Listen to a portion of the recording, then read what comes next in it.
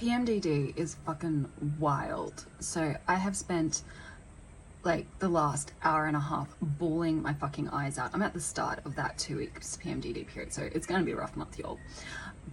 But it's all, PMDD is shit and it has so many negatives. However, there is also positives to PMDD, and this is my experience with it. Doesn't mean that it's going to be everyone else's experience with it, but I'm sharing it because every time I share these things, people reach out and tell me how helpful it is for them. So I'm going to keep yelling about these things and talking about these, because if it makes you feel less alone in your journeys with all of the different health things, why the fuck would I not?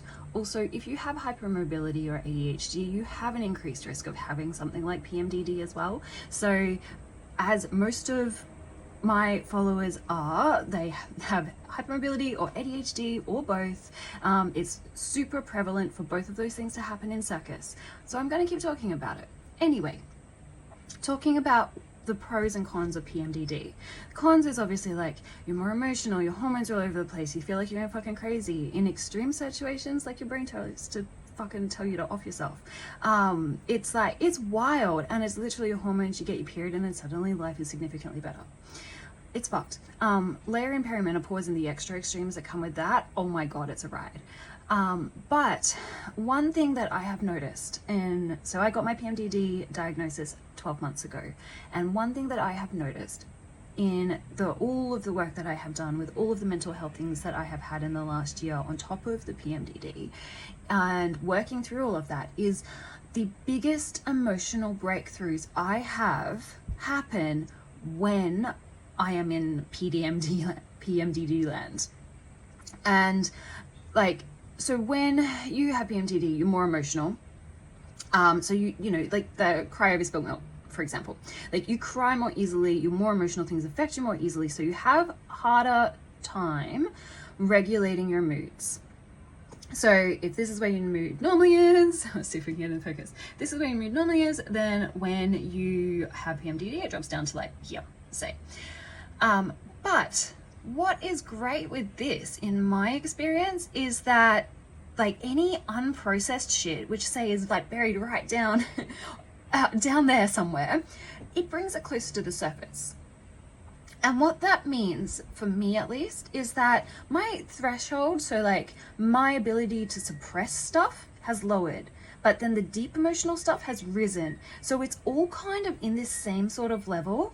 And I have found that my biggest breakthroughs with any challenges, things that I didn't know were there, happen in this couple of weeks where the PMDD is like, whoo. So for those of you that have PMDD and really struggle with it, and it feels so fucked so much of the time when you're like, I know it's this and I have zero control over the fact that I'm bawling my fucking eyes out. Some people don't have that level of awareness either. They're just like, it's really extreme and they don't have control. I'm very fortunate that I have that level of self-awareness of, wait, hold on. Oh wait, this is my hormones going fucking wild. Okay, this isn't me. This is just a separate thing to me. And I can just, it's going to happen and impact my life, but I can still just like know that that isn't me, that's the hormones, this is me over here. I'll try and push through as best as I can with that.